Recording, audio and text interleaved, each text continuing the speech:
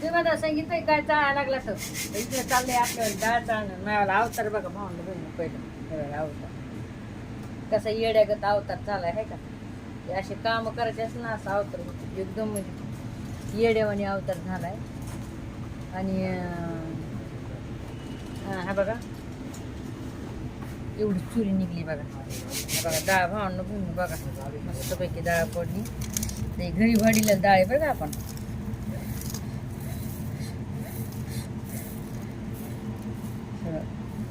तरी अजून नीट पाकली नाही आता तुम्ही म्हणता काही जण म्हणतात की संगीत यायचं सालटे तळे जायचं कसं आहे माहिती का आपण जेव्हा घरी भडीत होत ना थोडेफार सालटे राहतेच राहते बरं का म्हणजे कसं आहे माहिती का जी आपण दुकानातून डाळ आणतो त्याला सालटे नसते हो की नाही तर कसं आहे माहिती का ती डाळ पॉलिश होऊन जाते तिला केमिकल पडतंय त्या डाळीमध्ये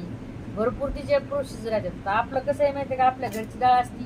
तिला ना काही केमिकल असतंय ना काही नुसतं आपलं पाण्यातून काढायची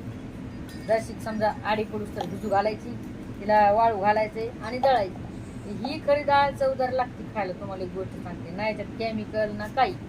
आता तुम्हाला वाटतं असं की समजा काही शहराचे लोक आहेत ना मला कमेंट टाकतात ना काही त्याला सालटे वगैरे त्याच्यात राहिले तर आम्ही जी डाळ आणतो त्याला सालटे नसते तर मी तुम्हाला हे सांगायला की ह्या डाळीचं असं वैशिष्ट्य राहतं कारण की आपल्या घरची डाळ असते गावरान डाळ असते आणि घरी दळलेली आम्ही जाते दळीच्या पण जात प्ले आता आहे का आता ही बाकी अर्जुन राहिली हे बघा भावंड बहिणी हे का ही दळायची अजून पूर्ण मी 5 धडे भिजायला टाकलेली डाळ म्हणजे पूर्ण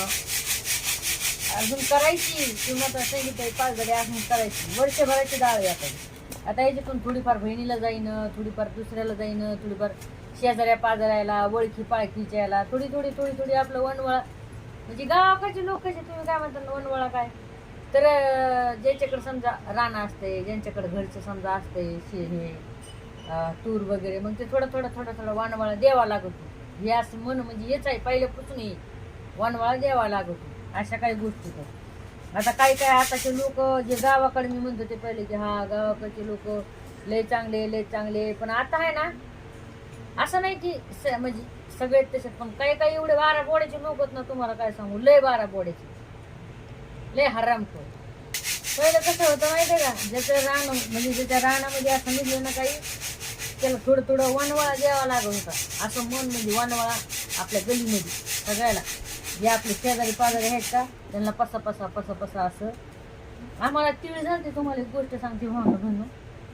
तिळ झालते आम्हाला पहिले सुट्टा होतं मला काही समजत पण नव्हतं मी 6वीला होते आणि